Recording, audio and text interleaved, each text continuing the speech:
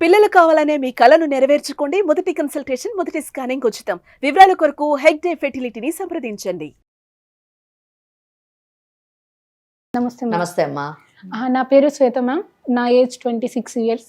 నేను వికారాబాద్ నుంచి వచ్చాను మ్యామ్. వికారాబాద్ నుంచి ఏంటి అసలు సమస్య ఏంటి? మ్యామ్ నాకు ఒక 6 months బ్యాక్ మ్యారేజ్ అయింది మ్యామ్. ఇంట్లో చూసిన పెళ్ళేనా? ఇంట్లో చూసిన పెళ్ళి మ్యామ్. అరేంజ్డ్ మ్యారేజ్ చేశారు. మాది వచ్చేసి కొంచెం పూర్ ఫ్యామిలీ. ఓకే. సో కట్నం ఇవ్వలేక ఇన్ని రోజులు మ్యారేజ్ కోసం చూశారు. అంటే ఇప్పుడు ఈ రోజుల్లో ఎవరైనా సరే కట్నం లేకుండా చేసుకోరుగా మ్యామ్. సో అంత బాగా కట్నం ఇచ్చి మంచి సంబంధం చూసే అంత లేకనే చాలా సంబంధాలు కట్నం వల్లనే పోయాయి. సో ఇంకా వీళ్ళు కట్నం తక్కువైనా పర్వాలేదు అని మాకు ఇట్లా చాలా ఆస్తి ఉంది, అమ్మాయి మంచిదైతే చాలు అంటే వాళ్ళే వచ్చి చేసుకున్నారు మ్యామ్. నువ్వేం చదువుకున్నావు తల్లి? నాది డిగ్రీ అయిపోయింది మ్యామ్. ఓకే. నాన్నగారు ఏం చేస్తుంటారు? మీ నాన్నగారు మామూలుగా డిగ్రీ అంటే ఏం వ్యవసాయం చదివమ్మా? BCom ma'am. బీకామ్ చదివి. ఓకే. ఏమైంది? 6 నెలల క్రితం పెళ్లి జరిగింది. అవును ఏం మ్యామ్. చేస్తుంటాడు అతను? అతను మాకు చెప్పింది ఏంటంటే తనకు రియల్ ఎస్టేట్ కంపెనీ ఉందని, హైదరాబాద్ లో ఒక 2 houses ఉన్నాయి, మొత్తం ఓన్ ఇల్లు, ఇట్లా మొత్తం కంప్లీట్ గా చెప్పారు. సో ఇక్కడికి వచ్చిన తర్వాత తెలిసింది ఏంటంటే తను చెప్పింది మొత్తం అబద్ధము అని. అబద్ధం అంటే? తను ఒక రియల్ ఎస్టేట్ కంపెనీ ఓనర్ కాదు మ్యామ్. సో తను అందులో ఒక ఎంప్లాయీ కూడా కాదు. అంటే మామూలుగా ఇలా వర్క్ చేస్తారు కదా మ్యామ్. ఫ్లాట్స్ సేల్ చేస్తే కమిషన్ మీద వర్క్ చేస్తారు కదా. Exactly ma'am. కమిషన్ మీద వర్క్ చేసేతనని తెలిసింది. సో మ్యారేజ్ తెలిసింది. పెళ్ళయ్యాక అది కూడా నాకు రీసెంట్ గానే తెలిసింది మ్యామ్. ఇన్ని రోజులు తెలియలేదు. నీకే తెలిసిందా? అవును మ్యామ్. కాదు శ్వేత, ఇప్పుడు మామూలుగా ఒక సంబంధం చూసినప్పుడు ఇంట్లో వాళ్ళే చూసారు కాబట్టి అతని ఫ్యామిలీ ఏంటి, అతను ఏం పని చేస్తున్నాడు, ఎక్కడ ఉంటారు, ఏంటని కాస్త ఎంక్వైరీ చేస్తారు కదా. మరి మీ పేరెంట్స్ అట్లా చేయలేకపోయారా? మాది కొంచెం ఫ్యామిలీ పరంగా కొంచెం బ్యాక్ ఉన్నాం కాబట్టి మళ్ళీ అందులో వాళ్ళు కట్నం వద్దు ఏమి వద్దు అనేసరికి అమ్మ వాళ్ళు ఏమి ఎంక్వైరీ చేయకుండానే మ్యారేజ్ దాకా తీసుకెళ్లారు. సో తీరా చూస్తే ఇక్కడ చూస్తే కమిషన్ బేసిస్ మీద వర్క్ చేస్తారు. ఎంత వస్తుందమ్మా నెలకి? అది ఎగ్జాక్ట్ గా నాకు తెలియదు మ్యామ్. అప్రాక్సిమేట్ గా, ఎగ్జాక్ట్ అక్కర్లేదు, ఒక 40,000 దాకా వస్తుంది. 40,000 వస్తుంది. అంటే ఇంట్లో ఎంత మంది ఉంటారు మీరు? నేను మా హస్బెండ్ ఇద్దరు ఉంటాం. ఇద్దరే ఉంటారు. ఓకే. అతనికి వేరే బాధ్యతలు ఉన్నాయా? అవేం నాకు చెప్పడు మ్యామ్. ఫస్ట్ 40,000 తెచ్చి మీకు ఇస్తారా? ఇవ్వరు మ్యామ్. ఇంట్లో కావాల్సినవి తెస్తారు అంతే. ఏం చేస్తారు ఏంటనేది అసలు ఏ డీటెయిల్స్ చెప్పరు. మేడం ఏమడుగుతున్నారంటే మీ అత్త మామల్ని కూడా మీరే చూసుకోవాలా, అక్కడ కూడా తందేనా బాధ్యత? అదంతా కూడా నాకు తెలియదు మ్యామ్. ఏం చెప్పరు. ఇంట్లో కావాల్సింది తెచ్చిచ్చేసి తినేసి ఉండు అంతే. ఇంకా అదంతా నీకు అవసరం లేదు, నేను చూసుకుంటున్నాను కదా. అది మరి బాగానే చూసుకుంటారా ఇబ్బంది లేకుండా? బాగానే చూసుకుంటారా అంటే మీకు ఎలా చెప్పాలి మ్యామ్. ఫస్ట్ ఒక మ్యారేజ్ అయినా ఒక 20 days వరకు బాగానే ఉన్నాము. అంటే బాగా చూసుకోవడం అంటే ఏంటి మ్యామ్? అన్ని సామాన్లు తెచ్చి ఇవ్వడం కాదు కదా. కాస్త టైం స్పెండ్ చేయాలి. ఎవరికైనా ఉంటది కదా, మ్యారేజ్ చేసుకున్న వాళ్ళకి కంపల్సరీ ఉంటది కదా, కొంచెం టైం స్పెండ్ చేయాలి, కాస్త బయటికి వెళ్ళాలి, మా హస్బెండ్ తో ఉండాలని ఎవరికైనా ఉంటది. అది టైం ఎందుకు స్పెండ్ చేయలేకపోతున్నాడు మీతోని? ఆయనకి ఏమైనా బ్యాడ్ హ్యాబిట్స్ ఉన్నాయా, లేదా ఎవరితో అక్రమ సంబంధం ఉందా? లేదు మ్యామ్, అక్రమ సంబంధం అలాంటిది ఏం లేదు. కానీ ఎప్పుడు చూసినా ఫోన్ లోనే ఉంటారు. ఆయన చేసేటటువంటి పని అటువంటిది కదా. రియల్ ఎస్టేట్ కదా. ఫోన్స్, రియల్ ఎస్టేట్ వర్క్ అంటే ఫోన్స్ మాట్లాడతారు మ్యామ్, నాకు తెలుసు. సో దానికోసమే ఫోన్ మాట్లాడితే నాకు అభ్యంతరం లేదు. బట్ అలా కాదు మ్యామ్. తర్వాత తెలిసింది ఏంటంటే వాళ్ళు టోటల్ గా మాకు అబద్ధమే చెప్పారు. తనకు చాలా అప్పులు ఉన్నాయని, ఇట్లా బెట్టింగ్ చేస్తారని కూడా నాకు తర్వాతనే తెలిసింది. ఒక విషయం అమ్మా, అప్పులు ఎందుకని అంటారు? ఈ బెట్టింగ్ వల్ల, బెట్టింగ్స్ వల్లే మ్యామ్. 5 లక్షలు పెడితే 10 లక్షలు వస్తాయని బెట్టింగ్ చేస్తారు. ఈ 5 లక్షలు పోతాయి, మళ్ళీ 5 లక్షలు రావాలంటే మళ్ళీ బెట్టింగ్. బ్యాడ్ హ్యాబిట్ ఉంది. ఓకే. సో అట్లా కనీసం తిన్నావా ఉన్నావా ఏంటి కానీ అది అసలు అడగడమే ఏమి ఉండదు. ఎప్పుడు వస్తారో తెలీదు, ఇంటికి ఎప్పుడు వెళ్తారో తెలీదు. ఏంటో ఒక జైల్లో పెట్టి ఒక ఖైదీని పెట్టేసి టైంకి ఫుడ్ ఇచ్చేసి అట్లా ఉంటది అన్నట్టు. ఇట్లా బెట్టింగ్స్ కూడా చేస్తారని తర్వాత తెలిసింది మ్యామ్. సో బెట్టింగ్స్లో ఇట్లా చాలా అప్పులు ఉన్నాయని బ్యాంక్ వాళ్ళ ఇంటికి వచ్చి ఊరికే బ్యాంక్ వాళ్ళ రికవరీ కోసం రావడం, బైక్ తీసుకెళ్తాను కట్టట్లేదు బ్యాంకు అంటే మంత్లీ ఈఎంఐస్ పే చేయట్లేదని, వేరే వాళ్ళ దగ్గర తీసుకుంటే వాళ్ళు అప్పులో వాళ్ళ ఇంటికి వచ్చి వాళ్ళు గొడవ చేయడం. సో ఇలాంటివన్నీ జరుగుతున్నాయి. మీ ఇంటికంటే ఎవరన్నా వచ్చారంటే అది అప్పులోళ్ళే. Exactly ma'am. వాళ్ళ తప్ప ఇంకెవరు రారు. నువ్వు అడిగావమ్మా అసలు ఏంటి ఇదంతా చూసిన తర్వాత నాకు అంటే నేను ఫస్ట్ స్టార్టింగ్ లో ఏమనుకున్నా మ్యామ్, సో వీళ్ళు ఇట్లా వస్తుంటే తను రియల్ ఎస్టేట్ కంపెనీ అనుకున్నాను. ఫస్ట్ నేను ఓనర్ కదా, సో ఇట్లా వీళ్ళు ఫ్లాట్స్ వాటి కోసం వస్తున్నారేమో అని అనుకున్నాను. బట్ తర్వాత ఎంతైనా నాకు డౌట్ వస్తుంది కదా మేము ఇట్లా రెగ్యులర్ గా వచ్చి నేను తర్వాత పే చేస్తా అని ఫోన్ లో చెప్పడం, సార్ ఒక 2 months టైం ఇవ్వండి, ఇదంతా ఏంటనేది నాకు అర్థం కాలేదు మ్యామ్. ఒక రోజు నిలదీసి అడిగితే ఇవన్నీ చెప్పారనమాట. ఓపెన్ గా చెప్పాను మ్యామ్. సో నాకు ఇట్లా ఇన్ని అప్పులు ఉన్నాయి, ఒక ఇట్లా చేశాను నేను, సో వాళ్ళే వస్తున్నారు, ఇదంతా నీకు అవసరం లేదు, నేను చూసుకుంటా అంతేగా. అదే తన వర్షన్ మ్యామ్. సో ఇదంతా భరించలేక నేను 4 months తర్వాత మా ఇంటికి వెళ్ళిపోయాను, అమ్మ వాళ్ళ ఇంటికి. అమ్మ వాళ్ళ ఇంటికి వెళ్ళిపోయి అమ్మ వాళ్ళతో చెప్పాను అనమాట, అసలు కనీసం పెళ్లి సంబంధం చూసేటప్పుడు అన్ని చూసి చేసుకోరా, ఎంత పూర్ ఫ్యామిలీ అయినా ఇలాంటి వాళ్ళకి ఎట్లా ఇచ్చి చేస్తారు మీరు అని కనుక్కోవడం మీ బాధ్యతే కదా. సో నేను ఇంకా వెళ్ళను, నేను ఇక్కడే ఉంటాను అని చెప్పాను మ్యామ్. చెప్పిన తర్వాత ఒక 3-4 days తర్వాత మళ్ళీ తను అమ్మ వాళ్ళు బుద్ధి చెప్పడం, ఇట్లా చేస్తే ఊళ్ళో పరుగు పోతుంది, ఇప్పుడు ఈ పెళ్లి చేయడానికి ఇన్ని తంటాలు పడ్డావు, మళ్ళీ నువ్వు వదిలేసి వచ్చేస్తే మళ్ళీ నీకు పెళ్లి చేయాలంటే మళ్ళీ కష్టం అవుతుంది, ఫస్ట్ పెళ్లికే ఇట్లా అన్నారు, సెకండ్ మ్యారేజ్ అంటే అమ్మాయిలకి తొందరగా ఇంకా ఇబ్బందిగా మ్యామ్.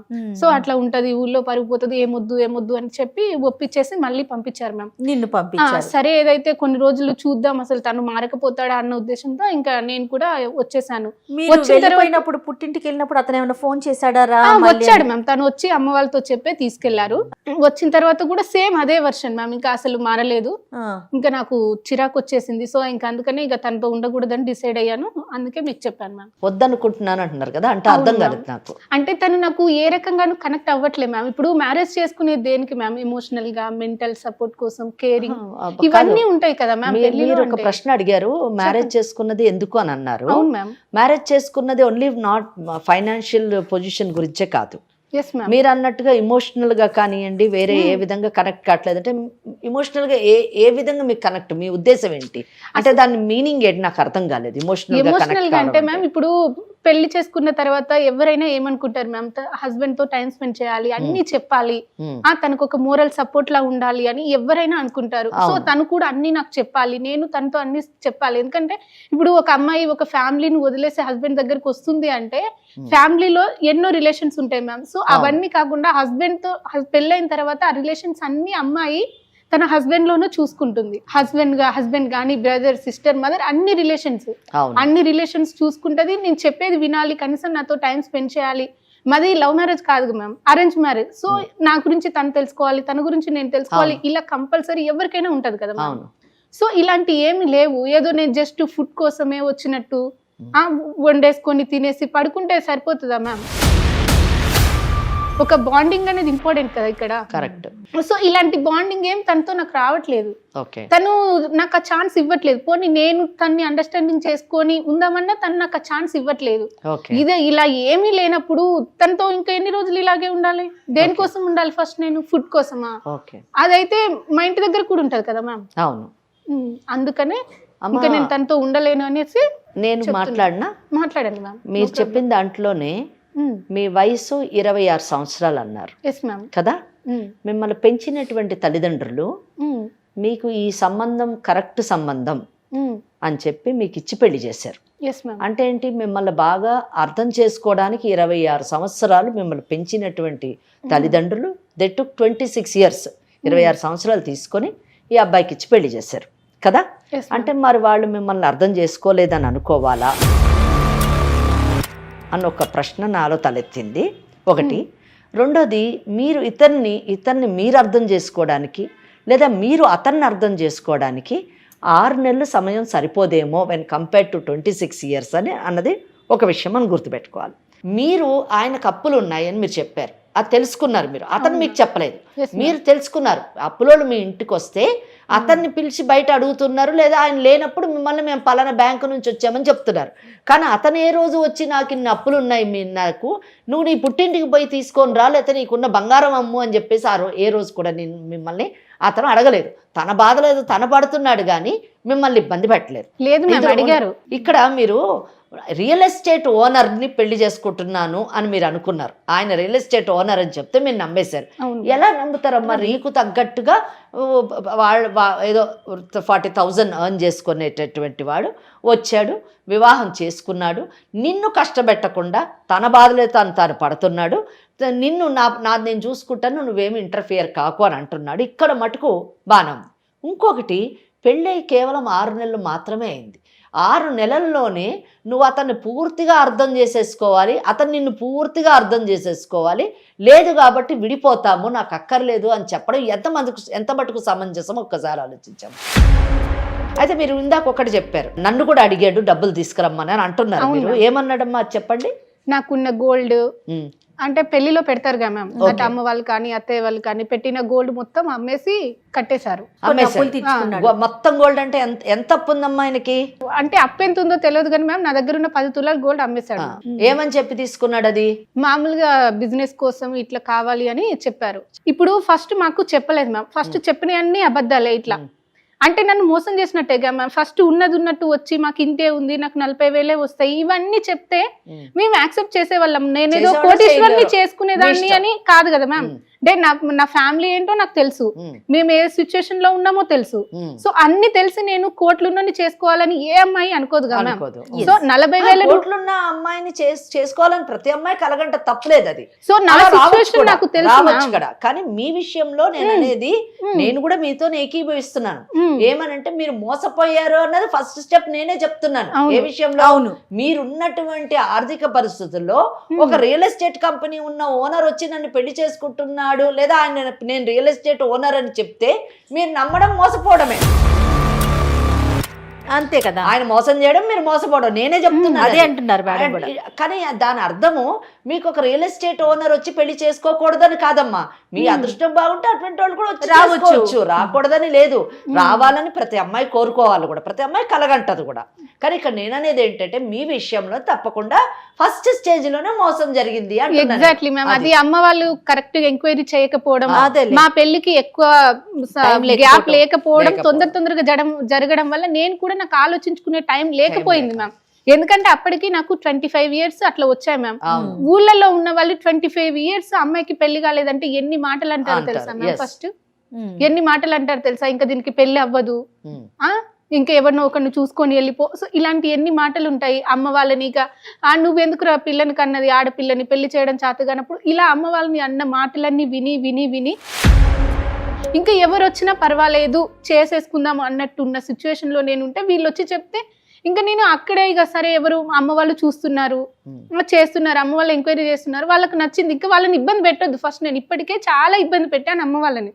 ఊళ్ళో వాళ్ళని అనడం, నన్ను అనడం, దీని అన్నిటికంటే ఇప్పుడు నాకు ఎవరికొన్ని పెళ్లి చేసేసుకుంటే అమ్మ వాళ్ళని ఎవ్వరు ఏమి అనరు, నాకు మాటలు ఉండవు ఊళ్ళో అన్న ఉద్దేశంతో ఇంకా నేను ఏమి చేయలేదు. ఇంకా నేను కూడా చేసేసుకున్నాను. చేసేసుకున్న తర్వాత వచ్చిన తర్వాత నాకు నేను అడిగితే కానీ చెప్పలేదు మ్యామ్. ఇక్కడ ఏంటంటే కనీసం పెళ్ళైన తర్వాతనైనా ఇలా ఉంది, ఇలా నేను కూడా నీకు నువ్వు నచ్చి నేను ఇట్లా పెళ్లి చేసుకున్నాను తెలిసిందమ్మా. 2 నెలల తర్వాత నేనే అడిగితే చెప్పాడు మ్యామ్. ఇక్కడ ఏంటంటే నేను అడగడం వల్లనే తెలిసింది.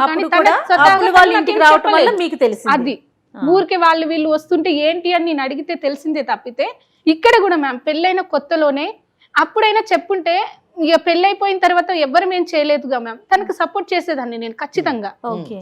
అప్పటికి కూడా తనకు నిజం చెప్పాలి అనిపించలేదు. ఇలా పెళ్ళి అయితే ఇలా అయింది మ్యామ్. సో ఇంకా ఇప్పుడు ఏంటంటే తను నాకేమి చెప్పకుండా మోసం చేశాడు. మరి అమ్మ వాళ్ళు మోసపోయారు, అమ్మ వాళ్ళు తెలుసుకోకపోవడం అమ్మ వాళ్ళది తప్పు, అమ్మ వాళ్ళు చెప్పింది గుడ్డిగా నమ్మి మోసపోవడం నా తప్పు. తను మోసం చేశాడో నన్ను మా అమ్మ వాళ్ళు మోసం చేశారో నాకు తెలియదు. నాకు కావాల్సింది మాత్రం ఖచ్చితంగా తన నుండి విడిపోవడమే కావాలి. ఇక ఈ అబద్ధమైన రిలేషన్షిప్ లో నేను చచ్చినా ఉండలేను. ఓకే అమ్మా. ఇప్పుడు ఒక విషయము, సరే మీరు చెప్పిందంతా నేను మీతో పూర్తిగా ఎక్కిపోయిస్తున్నా. నిజం చెప్పాలంటే మీరు చెప్పిన ప్రతి పాయింట్ కూడా ప్రతిదీ కరెక్ట్ అమ్మా. కానీ నేను ఒక్కటే అడగాలనుకుంటున్నాను మిమ్మల్ని, చెప్పండి మీ భవిష్యత్ ఏంటి? ఆ భవిష్యత్తు కోసమే అదేనమ్మా, విడిపోయారు అనుకుందాం, తర్వాత నెక్స్ట్ స్టెప్ ఏంటమ్మా? I don't know ma'am. నిజంగా తెలియదు మ్యామ్, తెలియదు. అగమ్యగోచరం. ఎగ్జాక్ట్ కదా. ప్రస్తుతానికైతే ఈ బంధం నుంచి బయటపడే తర్వాత సంగతి. ఈరోజు సమాజంలోని శ్వేత లాంటి చాలా మంది జీవితంలోని జరిగేటటువంటి విషయాలే ఇవి. ఇది కాకపోతే ఇంకొక విధంగా ఏదో విధంగా వైవాహిక బంధంలోని ఆటుపోట్లు ఉంటూనే ఉన్నాయి. కానీ ఆటుపోట్లు కష్టాలు వేరువేరుగా ఉండొచ్చుగాక, కానీ నిర్ణయాలు మాత్రం అందరూ ఇదే నిర్ణయం తీసుకుంటున్నారు. అందరు నిర్ణయం ఒకటే, మేము ఈ పెళ్ళి అనే బంధంలో ఉండము, బయటకు వస్తాము, విడాకులు తీసుకుంటాం. ఇది ప్రతి ఒక్కరి నిర్ణయం. ఇక్కడ 3 points. కష్టాలన్నది కామన్. ప్రతి వైవాహిక బంధంలోని చిన్నో పెద్దో ఇటో అటో ఏదో ఒక నేచర్లోని కష్టం ఉంటుంది, అది కామన్. సెకండ్ థింగ్, అటువంటి కష్టంలో ఉన్నటువంటి వైవాహిక బంధంలో ఉన్న ప్రతి పార్టీ, ప్రతి వ్యక్తి విడాకులే సరైన పరిష్కారం అన్నది కామన్ డెసిషన్ ఈరోజు సమాజంలో. ఇంకా మూడోది తర్వాత ఏంటి అంటే మాకు తెలియదు, ఇది కూడా కామనే. నేను మోసపోయాము అని చెప్తున్నారు చూసారా, అక్కడ మటుకు నేను ఏకీభవిస్తున్నాను. సెకండ్ థర్డ్ ఏంటి అనే విషయానికి వచ్చినప్పుడు నేను ఈ ఎపిసోడ్ చూసినటువంటి ప్రతి పేరెంట్కి నేను ఏం చెప్పాలనుకుంటున్నానంటే, ముందు మీ పిల్లల్ని తమ కాళ్ళ మీద తమ నిలబడగలిగే స్థాయిలోకి తయారు చేయండి. ఇప్పుడు ఒక దెబ్బ తగిలితే కాలు కట్ చేసేయండి, దానికి మందు వేసుకుంటాం కదా, మందు వేసుకుని ఆ మందును ఆ దెబ్బను రూపుమాపడానికి ప్రయత్నిస్తాం కానీ కాళ్ళనే పోగొట్టుకోం.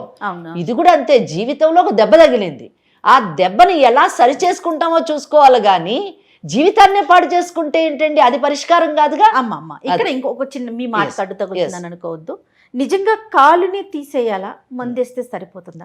శ్వేతతో మాత్రమే మనం మాట్లాడాం కదా, ఒక్కసారి మీరు అవకాశం ఇస్తే ఆ అబ్బాయితో నేను కూడా అదే చెప్పాలి. అప్పుడు మీరు చెప్పినట్టు మీరు ఎలాంటి నిర్ణయం అంటే దానికి ఏకీభవిద్దాం. ఏమ్మా శ్వేత, ఓకేనా మరి నీకు? సరే ఇప్పుడు మేడం ఒకసారి మేడము నేను కలిపి కూడా మీ హస్బెండ్ తో మాట్లాడతాం, సరే తన ఒపీనియన్ ఏంటో తీసుకుంటాం, కానీ ఫైనల్ గా ఆవిడ ఏం చెప్తే దానికి మరి నువ్వు అంగీకరించాలి.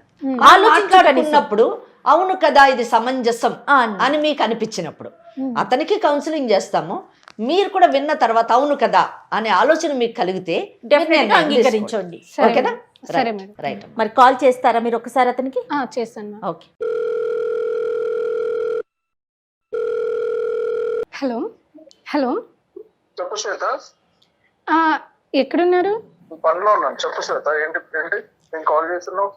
ఒక 2 minutes మాట్లాడొచ్చా? చెప్పాను కదా శ్వేత, నేను పనిలో ఉన్నాను చెప్పి. ఏంటి చెప్పు, త్వరగా చెప్పు. అది కాదు, కనీసం ఒక 2 minutes మాట్లాడే టైం కూడా లేదా నీకు నాతో? లేదనే కదా, నేను పనిలో ఉన్నాను చెప్పాను కదా నీకు. చెప్పాను నీకు. ఏం 2 minutes కూడా నాతో మాట్లాడలేవా? అయితే ఎంత బిజీ వర్క్ ఉంటే మాత్రం ఒక 2 minutes కూడా కేటాయించేంత లేనప్పుడు ఎందుకు మరి పెళ్లి చేసుకున్నావు నన్ను?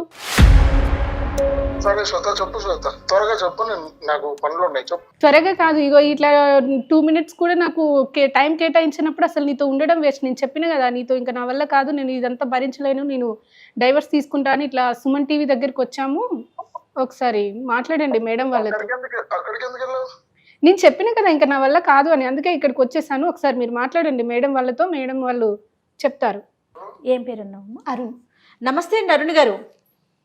నమస్తే మేడం. నేను జయానండి, Suman TV legal advice programme నుంచి మాట్లాడుతున్నాను. సారీ అండి, మీ పర్మిషన్ లేకుండా మీతో మాట్లాడుతున్నాము, ఏమనుకోవద్దు. శ్వేత మా దాకా వచ్చింది, నాతో పాటు అడ్వకేట్ వెంకటేశ్వరి గారు ఉన్నారండి. మేడం ఏమనుకోకండి, ఇది ఇంట్లో మ్యాటర్, మేము చూసుకుంటామండి. ఆ పాప తెలియక వచ్చి ఉంటుంది, మేము చూసుకుంటామండి. ఖచ్చితంగా అండి, ఇది ఇంట్లో సమస్య, దాంట్లో అసలు ఎలాంటి సందేహం లేదు. కానీ సమస్య అది ఇంట్లో దాకా ఉండేలాగా లేదు, మీ బంధమే తెగిపోయే పరిస్థితికి వచ్చింది. ఈ వేదిక బంధాలని చాలా పనులు ఉన్నాయి, అంటే అందరికీ పనులు ఉంటాయండి, మీకే కాదు పనులు, ప్రతి ఒక్కరికి పని ఉంటుంది. నాకు పని ఉంటుంది, శ్వేతకి పని ఉంటుంది. Madam advocate, senior most advocate, ఆవిడ ప్రతి క్షణం కూడా వాల్యుబుల్ అన్నమాట. కాబట్టి దయచేసి కొంచెం ఓపికతో ఉండండి. మీ బంధాన్ని ఏదో విడగొట్టాలనో దాన్ని తీసేయాలనో మా ఉద్దేశం కాదండి. బంధాలని అనుబంధాలని కలిపే వేదికే Suman TV legal advice programme. మీరు కాస్త ఓపికగా కొంచెం దయచేసి, ఎందుకంటే అమ్మాయి మా దాకా వచ్చి వేదికలో కూర్చొని ఉంది, మేం పిలిపించలేదండి, తనే వచ్చింది, సమస్య బయటకు వచ్చేసింది. కాబట్టి మీరు మాట్లాడాల్సిన అవసరం ఉంది. తనేదో చెప్తా ఉందండి, అంటే పెళ్ళైన 6 నెలల్లోనే మీ ఇద్దరి మధ్య మనస్పర్ధలు వచ్చినాయి, ఎవరికి వారం విడిపోదాం అనుకుంటున్నాం, తనకేమో కానీ నాకైతే ఉండాలని లేదు మేడం అనేసి చాలా ఖరాఖండిగా చెప్తా ఉంది. అసలు సమస్య ఏంటో తెలుసుకోవచ్చండి మేడం? మనస్పర్ధలు అంటూ ఏం లేదు మేడం, నాకు చాలా ప్రాబ్లమ్స్ ఉన్నాయి మేడం చెప్పాలంటే. ప్రాబ్లమ్స్ అంటే ఎట్లా అండి? మనస్పర్ధలు అంటూ తనకి నాకు ఏ మనస్పర్ధలు లేవు. నాకు చాలా ప్రెషర్స్ ఉన్నాయి, ఆఫీస్ నుంచి చాలా ప్రెషర్స్ ఉన్నాయి. నేను అవన్నీ షేర్ చేసుకుంటే ఇంట్లో తను ఫీల్ అవుతుంది, నేను బాధపడాల్సి వస్తుంది తనని చూసి. సో అది నేను అన్ని షేర్ చేసుకోదలుచుకోలేదు తనతో. ఓకే. సో తనని బాధ పెట్టాలని అస్సలు లేదు నాకు. ఓకే. అదే అండి.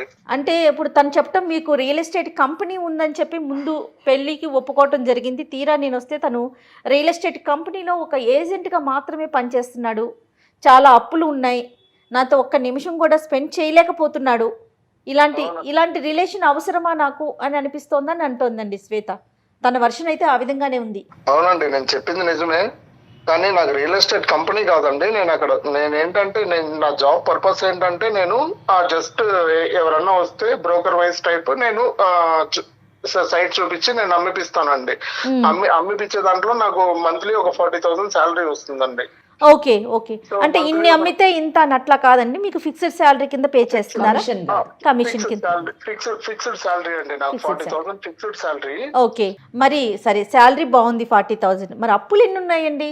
మేడం అవి నేను బయట చెప్పుకోదలుచుకోలేదు. ఎందుకు అంటే మీరు పదే పదే అదే మాట అంటున్నారండి, చెప్పుకోవాల్సిన పరిస్థితి వచ్చేసింది. ఒక అడ్వకేట్ ముందు కూర్చొని ఉందండి మీ వైఫ్, మీరు సమస్యను చాలా చిన్నగా చూసుకుంటున్నారు. మీకు అర్థమైందో లేదో? మేడం పెళ్లికి దాదాపు 11 లక్షలు ఖర్చు అయింది మేడం నాకు. మీకు అయింది, ఓకే. 11 లక్షలు ఖర్చు అయింది అంటూ నేనేం చేశానంటే ఆస్తో ఏం చేశానంటే ఒక చెడలో బెట్టింగ్ అనేది ఒకటి ఆడాను. ఎందుకు పెళ్లి చేసుకోవటం కోసం, ఆ డబ్బుల కోసం బెట్టింగ్ ఆడారా? అందులో లేదండి, యాక్చువల్ గా నాకు నాతో తిరిగే వాళ్ళు ఆడుతా ఉండి నన్ను ఆడిపించడం జరిగింది. అందులో నేను పోగొట్టుకోవడం జరిగింది. 5 లక్షలు 10 లక్షలు అట్లా పెంచుకుంటూ అది 30-40 లక్షల దాకా దారి తీసింది నాది.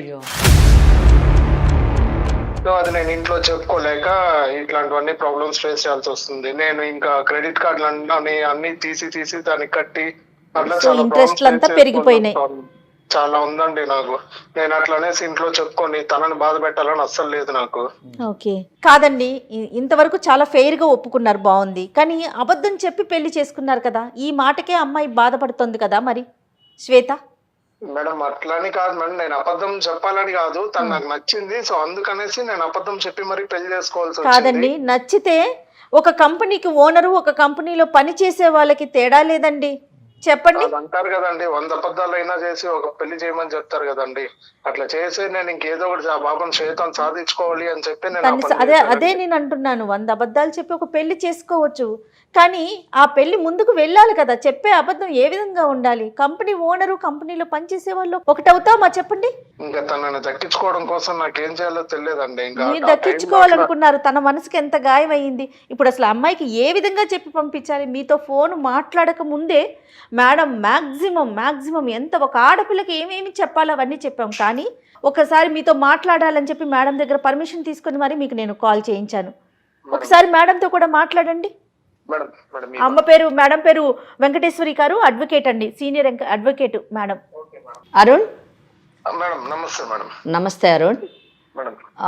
మీతో నేను ఏ విషయంలోని గట్టిగా మాట్లాడదలుచుకోలేదు, ఎందుకంటే నాకు మీరు మాట్లాడిన మాటలన్నీ కూడా జయ గారితో మాట్లాడిన ప్రతి మాట విన్నాను నేను.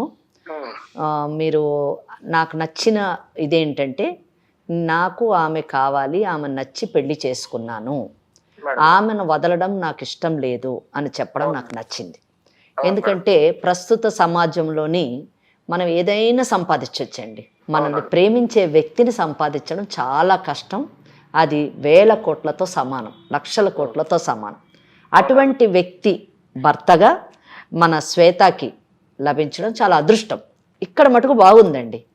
కానీ నేను ఒకటి అడగదలుచుకున్నాను. ఈ అమ్మాయి మా దగ్గరికి వచ్చి, శ్వేత నేను ఈ వ్యక్తితో నేను ఉండలేను, ఎందుకంటే అప్పులు పాలైపోయినటువంటి ఈ వ్యక్తి గురించి అప్పులోళ్ళు రోజు ఇంటికి వస్తున్నారు, వచ్చి మా సంగతి ఏంటి అని అడుగుతూ ఉన్నారు. దానికి కూడా నాకు బాధ లేదు. నన్ను మోసం చేసి పెళ్లి చేసుకున్నారు ఫస్ట్ పాయింట్. కనీసం ఇప్పుడు కూడా ఇమోషనల్గా ఆయన నాకు కనెక్ట్ కాలేదు, అంటే కనీసం తన కష్ట సుఖాలు నాతో పంచుకోవట్లేదు. నాకు ఆయన అప్పులు ఉన్నాయి, నాకు ఈ బాధలు ఉన్నాయి అని కనీసం నాకు చెప్పను కూడా లేదు. కేవలం నన్ను ఒక మరమనిషిలాగా తిండి పెడితే సరిపోతుందా? నాకు కావలసినటువంటి మానసికపరమైనటువంటి ఆనందము, నాకు నా భర్త ఉన్నాడు, కష్టసుఖాలు నేను పంచుకోగలను, ఇతనే నాకు అన్ని విధాల అన్ని బంధాలు ఇతనే అని అనుకునేటటువంటి భావన నాతో కలగనప్పుడు ఆయన ఎందుకు అని అడిగింది. నిజం చెప్పాలంటే మీ ఇద్దరు పర్సనాలిటీస్, మీ ఇద్దరు వ్యక్తిత్వాలు కూడా నిజంగా చాలా గొప్ప వ్యక్తిత్వాలు. ఎంత గొప్ప విషయం. ఆ అమ్మాయి, ఆ శ్వేత భార్య, నాకు 1000 కోట్లు ఇచ్చేటటువంటి భర్త లేడండి, నన్ను ఒక రియల్ ఎస్టేట్ కంపెనీ ఉందని చెప్పి మోసం చేసి పెళ్లి చేసుకున్నాడు, ఆయన రియల్ ఎస్టేట్ కంపెనీ లేదు కాబట్టి వదిలేస్తాను అని అనట్లేదు. కారణం ఏం చెప్తుందంటే, ఇమోషనల్గా నేను నాకు కనెక్ట్ కాలేదు ఇతను, మానసికంగా ఇతను అంటే ఆత్మబంధం ఏర్పడలేదు అని అంటుంది. ఎంత గొప్ప విషయం అండి, ఎంత పెద్ద మాట అది. నిజానికి దానికి అసలు డెఫినేషన్ చాలా కష్టం చెప్పడం, నిర్వచించడం. సోల్మేట్ కావాలి అని అనడం చాలా గొప్ప విషయం. అటువంటి వాడు కాదు నా భర్త అని చెప్పడం ఆమెది. మీరేమో నాకు ఇష్టమైనటువంటి అమ్మాయిని చేసుకున్నాను, ఆ అమ్మాయిని కష్టపెట్టకూడదు, నా కష్టాలు ఏదో నేనే పడాలి, ఆమెను వదులుకోవడం నాకు ఇష్టం లేదు అని చెప్పడం మీరు పెద్ద మనసుతోని మాట్లాడటం. శ్వేత వచ్చి మా ముందు కూర్చొని నేను వదులుకోవాలనుకుంటున్నాను, విడాకులు తీసుకోవాలనుకుంటున్నాను అంటే ఏ అడ్వకేట్ కానివ్వండి, ఏ కార్యక్రమం నిర్వహించేటటువంటి సంస్థలు కానివ్వండి విడగొడతారు చెప్పండి. మరి ఎందుకు ఈ మాట అంటున్నానంటే అరుణ్, మీరు ఫస్ట్ జయ మేడంతో మాట్లాడేటప్పుడు ఒక మాట అన్నారండి. ఏమన్నారంటే, మేడం ఇది మా ఫ్యామిలీ ప్రాబ్లం, మీరు ఇంటర్ఫియర్ కావద్దు, మీరు వదిలిపెట్టి పంపించేయండి ఆమెని అని అన్నారు. ఏమండి, మేము సాధారణంగా ఇటువంటి కార్యక్రమాల్లో కూర్చున్నప్పుడు ప్రతి వ్యక్తి, ప్రతి మగవాడు ఇదే మాట మాట్లాడుతున్నారండి. బయట కూడా మేము ఇదే ఫేస్ చేస్తూ ఉంటామండి. ఫ్యామిలీ కోర్ట్స్లోనే పార్టీలు అడ్వకేట్ రెస్పాన్సిబుల్ అని అంటారండి. ఒకటి మీరు మనసులోంచి తీసేయండి, మైండ్లోంచి కూడా తీసేయండి. ఈ కార్యక్రమం చూసేటటువంటి వాళ్ళకు కూడా చెప్తున్నాను, ఈ కార్యక్రమం ఒక ఉద్దేశం ఇందాక జయ మేడం గారు చెప్పినట్టు బంధాలని ఇంకొంచెం పటిష్టం చేయాలనేటటువంటి కోరికే కానీ బంధాలని విడగొట్టాలన్నది మాత్రం కాదండి. వీలైనంత మటుకు ఈ కార్యక్రమంలోని మేము విడిపోతాము అనుకున్న జంటల్ని కలపాలనుకుంటాం, కానీ విడిపోవడానికి వీలు లేని పటిష్టంగా ఉన్న బంధాలని విడగొట్టాలి అని మాత్రం అనుకోమండి. దయచేసి అర్థం చేసుకోండి అరుణ్, మిమ్మల్ని కూడా కలపాలనే ఉద్దేశంతోనే మీకు ఫోన్ కలపమని చెప్పాము. మిమ్మల్ని కలపాలి అంటే, ఆ అమ్మాయిని నేను కన్విన్స్ చేయాలంటే, నేను కానివ్వండి జయ గారు కానివ్వండి, నాకు ఒక్క డౌట్, ఒక్కటి మాకు అడ్డొస్తుందండి. మీరు ఫస్ట్ 2 బెట్టింగ్ అనేటటువంటి వ్యసనాన్ని వదిలేశారా లేదా, వదిలేటటువంటి అవకాశం ఉందా లేదా, ఫస్ట్ థింగ్.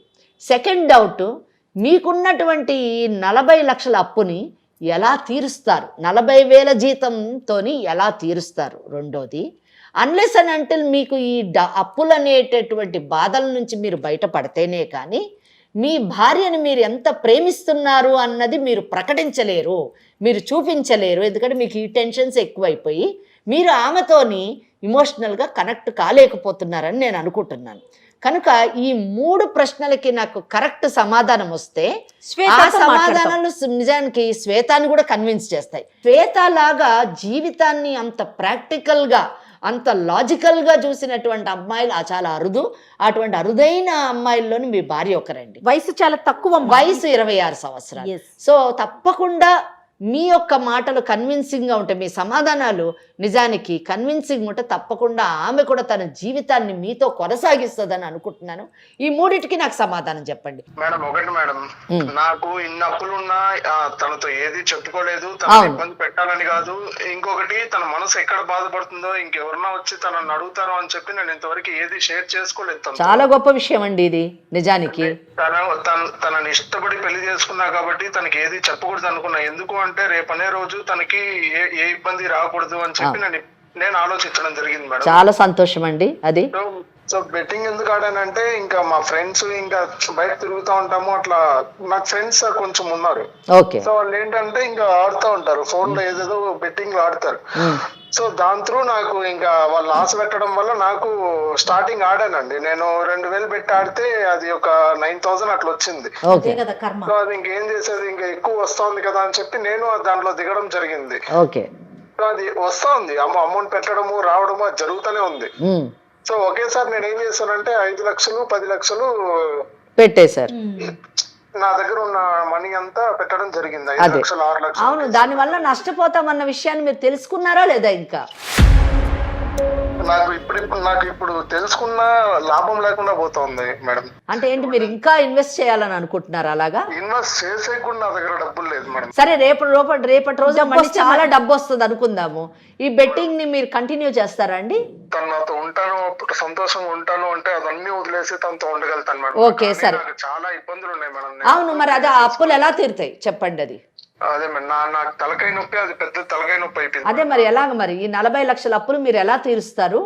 ఆమెతో మీరు ఎలా సంతోషంగా ఉండగలుగుతారు? మేడం, ఒకటి మేడం, నా భార్య 10 తులాలు బంగారు తన దగ్గర నేను సపోర్ట్ గా, నాకు వేరే బిజినెస్ ఉంది, ఆ బిజినెస్ లో ఇన్వెస్ట్ చేస్తానని చెప్పి తీసుకోవడం జరిగింది. ఓకే, కానీ మీకు ఏ బిజినెస్ లేదు, అదే ఏది మన ఆ బెట్టింగ్ బిజినెస్. బాగా చెప్పారు. 7 లక్షలు క్లియర్ చేయడం జరిగింది. 7 అంటే ఇంకా 33 లక్షలు ఉంది. 33 లక్షలు ఉంది మేడం. ఇంకా నేను ఏమనుకుంటున్నానంటే ఇంకా ఫైనల్ గా తనతో కూడా చెప్పి ఊరు దగ్గర ఒక ల్యాండ్ ఉంది మేడం ఒకటి. ఓకే, ఎంత వస్తుంది? అది 32 lakhs 30 lakhs వస్తుంది మేడం అది అమ్మితే. ఓకే, నేనేమనుకుంటున్నా అంటే ఇంకా తనతో చెప్పి ఇంకా ల్యాండ్ అంతా అమ్మేసి ఇంకా ఫైనల్ గా సెటిల్ మొత్తం కట్టేసి ప్రశాంతంగా తనతో జీవిద్దామని అనుకుంటున్నాను మేడం. ఎగ్జాక్ట్, ఇది కరెక్ట్ సొల్యూషన్ అండి. ఇంకా నేను యాక్చువల్ గా ఇంకేమీ చేయలేను మేడం. ఇంకా నేను 40,000 జీతం తీసుకుంటూ నేను ఇది కట్టుకుంటూ నా భార్యను పోషించుకుంటూ నేను ఇన్ని బాధలు పడి ఇన్ని చేసుకోలేను కదా మేడం. అది అమ్మేసి నేను ప్రశాంతంగా ఇంక ఉద్యోగం చేసుకోవాలని అనుకుంటాను మేడం. అది బెస్ట్ అండి. ఎమోషనల్ గా సపోర్ట్ కావాలి మేడం నాకు. తప్పకుండా నేను మాట్లాడతానండి. నేను జయ మేడం ఇద్దరం మాట్లాడి మనం శ్వేతాన్ని కన్విన్స్ చేద్దాం. కానీ ఇది కరెక్ట్ డెసిషన్ అండి.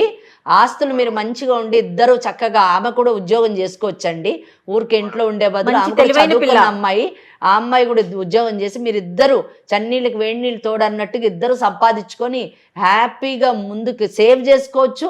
మీరు మీ జీవితాన్ని జీవించవచ్చు, సంతోషంగా ఉండొచ్చు. బాగుంటే 4 డబ్బులు సంపాదించుకుంటే ఇట్లాంటి ఆస్తులు ఎన్నన్నా కొనుక్కోవచ్చండి ఇద్దరు సపోర్టివ్గా ఉంటే.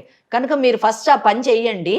మీరు అది అమ్మేసి ఆ అప్పులు తీర్చేసి మీరు ఈ ఉద్యోగం చేసుకుంటూ ఈ 40,000 ప్లస్ ఇంకా ఏమన్నా అడిషనల్ వర్క్ ఇంకా మనం చేయగలిగితే మీరు చేసుకుంటూ, అలాగే ఆ అమ్మాయి కూడా ఏదన్నా ఉద్యోగం చేసేటట్టు మాట్లాడతాం మేము, ఆమె కూడా ఉద్యోగం చేసుకుంటూ మీరిద్దరూ కలిసి ముందుకు జీవితాన్ని కొనసాగిస్తే బాగుంటుంది. కానీ ఇంత చిన్న వయసులో ఆమె 26 ఏళ్ళ వయసు, మీకు 28 30 ఏళ్ళో ఉండొచ్చు.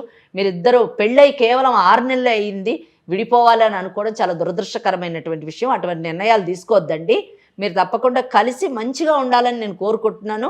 మీరు ఫస్ట్ ఆ అప్పు మాత్రం తీర్చాలండి. ఎందుకంటే యూజువలీ అప్పు బాధ ఉన్నవాళ్ళు అందులోంచి బయటపడకపోతే దాని నెట్ రిజల్ట్ ప్రాణమే కోల్పోవడం అండి. అప్పుడు ఆ అమ్మాయి ఏం చేస్తుంది చెప్పండి మీరే. నేను అనుభవించేది అదే అండి. ఇంకా నాకు నా వల్ల కాదండి. ఇంకా నాకు ఓపిక కూడా లేదు. ఇంకా ఓకే ఇంకా చేసి ఇంకా నమ్మేసి ఇంకా తనతో సంతోషంగా జీవిద్దామని నేను అనుకుంటున్నానండి. వెరీ గుడ్ అరుణ్, వెరీ మంచి నిర్ణయం తీసుకున్నారు. మీరు ముందు అది ప్రొసీడ్ అవ్వండి.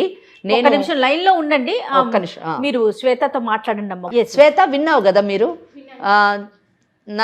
నా దృష్టిలోనైతే ఇప్పుడు ప్రాబ్లం అంతా ఇదంతా అప్పుల బాధమ్మ.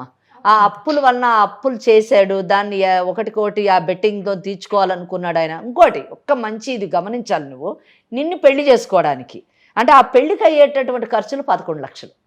ఆ 11 లక్షల నుంచి స్టార్ట్ అయ్యింది.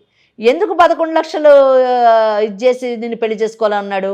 రెండో పాయింట్, నిన్ను ఇష్టపడ్డాడు, నాకు ఈ అమ్మాయి నచ్చింది. 2, 3 నీతోని ఏ కష్టం కూడా అంటే తన అప్పుల విషయం నీతో పంచుకోలేదు. ఎందుకు పంచుకోలేదు అంటే నా కష్టాలు ఏదో నేనే పడతాను, తనకి చెప్పి తనని బాధ పెట్టడం నాకు ఇష్టం లేదు మేడం. సో ఇవన్నీ కూడా నువ్వు తెలివైన అమ్మాయివి, చదువుకున్న అమ్మాయివి, పేద కుటుంబం నుంచి వచ్చిన దానికి కష్టం నష్టం తెలిసినటువంటి అమ్మాయివి కాబట్టి మీ అమ్మ నాన్నని ఎలా అర్థం చేసుకున్నావో. ఇప్పుడు ఉన్నవాళ్ళు తల్లిదండ్రులు పిల్లలకి ఎన్నో లగ్జరీస్ ఇస్తారు, ఎంతో గొప్ప జీవితాన్ని ఇస్తారు. 10 రూపాయల దగ్గర 100 రూపాయలు ఖర్చు పెడతారు. లేని తల్లిదండ్రులు తక్కువ ఇచ్చినా కానీ ప్రేమతో ఇస్తారు. బిడ్డలు అర్థం చేసుకుంటారు ఆ కుటుంబాలను. అలాగే నువ్వు కూడా అలా అర్థం చేసుకొని పెరిగినటువంటి అమ్మాయి కాబట్టి నువ్వే చెప్పావు పెళ్ళైన తర్వాత భర్తే అన్నీ అని అన్నావు. కాబట్టి ఈ భర్తను కూడా నువ్వు అర్థం చేసుకుంటావని నేను అనుకుంటున్నాను. ఆయన కాన్సన్ట్రేషన్ మొత్తం కూడా నువ్వంటే ఇష్టపడ్డావు. మెయిన్ థింగ్ నువ్వు కష్టపడకుండా ఉండాలి. నీకు తన కష్టాలు చెప్పి నేను బాధ పెట్టడం ఇష్టం లేదు, అన్నిటికంటే నేను వదులుకోవడం ఇష్టం లేదు. ఈరోజు ఏం కన్క్లూషన్కి వచ్చాడంటే ఆ భూమిని అమ్మేసి అప్పులు తీర్చేసి నా భార్యతో నేను బాగుంటాను అని అంటున్నాడు. దీనికి నువ్వేమంటావు చెప్పండి. ఇటువంటి భర్తలు లభించడం చాలా కష్టమమ్మా. ఎందుకంటే డైవర్స్ తీసుకుంటాను మేడం అని అన్నావు. పెళ్ళయి 6 నెలలు అయిందమ్మా. 6 నెలలు అవ్వగానే ఇమీడియట్గా డైవర్స్ వచ్చేటటువంటి అవకాశం లేదు. పెళ్ళైన 1 సంవత్సరం మటుకు విడాకులు కేసు వేయడానికి లేదు. సో నువ్వు ఇంకొక 6 నెలలు వెయిట్ చేయాలి. విడాకులకు వేసిన తర్వాత కింద కోర్టులోనూ ఒక 3-4 ఏళ్ళు అవుతుంది. ఆ తర్వాత హైకోర్టులోనూ 10 ఏళ్ళు అవుతుంది. 15 ఏళ్ళు, నీకు 26 ఏళ్ళు, 40 ఏళ్ళు వస్తుంది. అప్పుడు ఎలా చెప్పండి? 40 ఏళ్ళకి నువ్వు చేసేదేముంది? 26 ఏళ్ళు వచ్చేయి పెళ్లి కాలేదని ఊరోళ్ళు అంటారని చెప్పేసి మా అమ్మా నాన్న పెళ్లి చేశారన్నావు. మరి మొగుడిని వదిలేసి వచ్చింది అని అదే ఊరోళ్ళు అంటారు కదా. అప్పుడు మీ అమ్మా నాన్న పరిస్థితి ఏంటి? రెండోది, ప్రతి ఒక్కళ్ళకి మనకు కోర్టు ఉంది, మనకు చట్టం ఉంది కనుక మనం విడాకులు తీసుకోవచ్చు అని ప్రతి ఒక్కళ్ళు అనుకుంటారు. తప్పమ్మ. హిందూ వివాహ చట్టం ప్రకారము విడాకులు తీసుకోవాలంటే కొన్ని గ్రౌండ్స్, కొన్ని కారణాలని హిందూ వివాహ చట్టం చెప్పింది. ఆ కారణాలలోని మీ కేసు పడితేనే మీరు విడాకులు వస్తుందమ్మా. ఆ కారణాల్లోని నా భర్తకు ఆర్థిక పరిస్థితి సరిగ్గా లేదు కాబట్టి నేను విడాకులు ఇస్తానంటే అది లేదమ్మా. కనుక వద్దు, ఆ ఆలోచన పక్కన పెట్టేసేయి. నీ భర్త మంచోడు, మంచి భర్త లభించాడు. ఆ మంచి భర్తలో ఉన్నటువంటి చిన్న తప్పుల్ని నేరాలు నన్ను తప్పుల్ని సరిదిద్దుకో, మార్చుకో. అతనికి నీ ప్రేమతోని అతన్ని నీ వైపు తిప్పుకొని, ఆయనే ప్రేమ గలవాడు, అతన్ని మార్చుకొని అతనికి సజెషన్స్ ఇవ్వు. నీ తెలివితేటలు, మంచి తెలివైన అమ్మాయివి, చక్కగా ఆర్థికంగా ఇద్దరు ఎలా ఎదగాలో నువ్వు అతనికి గైడ్ చేయి, ట్రైన్ చేయి, ఆయన కౌన్సిలింగ్ చేయి, అతనికి సపోర్ట్గా, మారల్ సపోర్ట్గా ఉండు, అతనికి అండగా ఉండు. నిలబడి మీ ఇద్దరు ఒక మంచి కుటుంబంగా మారి భవిష్యత్తులో బాగుండాలని నేను కోరుకుంటున్నానమ్మా. నువ్వేమంటావు? నేను ఇక్కడికి వచ్చిందే తను నాతో బాగుండాలి అని, బాగుండట్లేదనే వచ్చాను. ఏదో తనకి అప్పులు ఉన్నాయనో లేకపోతే ఏమున్నాయనో కాదుగా మ్యామ్. సో తను బాగుంటా అంటే ఇంకా నాకు ఇబ్బంది ఏముంటది మ్యామ్? థాంక్యూ సో మచ్ అమ్మా, నాకు చాలా సంతోషంగా ఉంది. అరుణ్ విన్నావా? మేడం మరి చూడు అరుణ్, నువ్వు మాకు థ్యాంక్స్ చెప్పాలి. ఏమన్నావు నువ్వు? మా ఇంటి కుటుంబం మీరెందుకు మేడం అని జయ మేడంతో అన్నావు నువ్వు. తప్పకుండా మేడం, సంతోషం madam. I'm really sorry madam. Sorry కాదు కానీ అమ్మ చెప్పినట్టు కానీ కాదు, చక్కగా హ్యాపీగా సంతోషంగా ఉండండి అమ్మ, అదే చాలు మాకు. మా కోరిక అదే అరుణ్. భవిష్యత్తులో మీ పిల్లలకి మంచి తల్లిదండ్రులుగా మారాలని కోరుకుంటున్నాను అరుణ్. All the best. మీకు మా దగ్గర 2 ఫ్లాట్స్ ఉన్నాయి మేడం. మీ ఆయన చాలా తెలివైన ఆయన. ఉంటే 2 ఫ్లాట్లు ఉన్నాయి మేడం. మీరు మమ్మల్ని కలిపినారు కాబట్టి మీకు తక్కువకి అట్లా ఏమైనా చేసి మాట్లాడి చేయిస్తాను మేడం. మీకు ఒకటి ఫ్రీ ఇస్తే తీసుకుంటాం. 2 ఉన్నాయి అన్నారు కదా మీరు. ఈ వెంచర్లనేమో నేను అందులో ఒకటి తీసుకుంటా, ఇంకోటి ఫ్రీగా ఇవ్వండి. నెక్స్ట్ వెంచర్ లో జయ గారికి ఒకటి కొంటది ఆవిడ, ఒకటి ఫ్రీగా ఇవ్వండి. తప్పకుండా మేడం, తప్పకుండా అంట. తీసుకోండి మేడం. ఒకటి తీసుకుంటాంలే అరుణ్, కానీ ఒకటి మాత్రం భవిష్యత్తులో మీరే ఒక రియల్ ఎస్టేట్ ఓనర్ కావాలి. మీరు వెంచర్ వేయండి, థ్యాంక్ యూ సో మచ్. మేము తప్పకుండా ఆ వెంచర్ కొనుక్కుంటాం. జయ మేడం ప్రమోట్ చేస్తారు దాన్ని. All the best. రైట్ ఏదో జయ మేడం కి సారీ చెప్పండి, థ్యాంక్స్ చెప్పండి. చాలా నేను చెప్పలేను కానీ చాలా సంతోషం ఉంది మేడం. మీరు మాకు కూడా అరుణ్ చాలా కేసెస్ మేడంతో కలిపి కూర్చుంటాను నేను కూడా. చాలా వరకు చాలా క్రిటికల్గా అనిపిస్తూ ఉంటాయి, కానీ చాలా ఇంత తొందరగా సార్ట్ అవుట్ అవటం, అట్లనే శ్వేత కూడా అర్థం చేసుకోవటం. ఒక్క విషయం చెప్తా నేను, మేడం కూడా ఈ పాయింట్ టచ్ చేయలేదు. ప్రేమ అనేది మనసులో దాచుకుంటే కనిపించదమ్మా, బయటికి చూపించాలి. అమ్మాయి అయినా అబ్బాయి అయినా, భార్య అదే ఎక్స్పెక్ట్ చేస్తుంది, భర్త కూడా అదే ఎక్స్పెక్ట్ చేస్తాడు. సో ఇద్దరు వైపు ఉన్న ప్రేమని ఎక్స్ప్రెస్ చేయండి, అప్పుడు ఆ జీవితం చాలా బాగుంటుంది. ఓకే, మేడం చెప్పిన సజెషన్స్ అన్ని తీసుకోండి. ఇది ఓన్లీ ఫోన్ కాలో అని అనుకోకండి, ఓకేనా? దాన్ని పాటించండి. All the best. Sorry madam, it's okay మాట అనేసాను నేను. పర్వాలేదు. Sorry madam. ఇట్స్ ఓకే నా భార్య నాకు అన్ని మేడం. అంతే. ఇదిగో శ్వేత ఇంటికి వచ్చేసేమని చెప్పండి. శ్వేత చెప్పండి. ఐఎమ్ రియల్లీ సారీ శ్వేత, నిజంగా సారీ. నా తప్పు నాకు తెలిసింది. నేను బాగా చూసుకుంటాను శ్వేత. ప్లీజ్ ఇంటికి వచ్చేసే శ్వేత, ప్లీజ్. సరే అండి, మీకు కూడా సారీ. ఓకే అండి, బాయ్. బాయ్ శ్వేత, బాయ్. బాయ్. చాలా సంతోషం అమ్మా, చాలా సంతోషంగా అనిపించింది. ఒక మంచి విషయం మాట్లాడుకునే అవకాశం వచ్చింది మనకి. అది మీ ద్వారా, మీ కార్యక్రమం ద్వారా, మన కార్యక్రమం ద్వారా, సుమన్ ఏర్పాటు చేసినటువంటి లీగల్ అడ్వైజ్ అనే కార్యక్రమం ద్వారా ఇన్ని కుటుంబాలని మనం కలుపుతున్నాం. అంతకు మించిన ఆనందం ఇంకోట్లేదు. సంతోషం అమ్మా. నమస్తే. ఓకే అమ్మా, bye. Thank you ma'am. Thank you అమ్మా. వేరికోస్ వెయిన్స్ కి సరైన చికిత్స కోసం సంప్రదించండి ఎవిస్ హాస్పిటల్.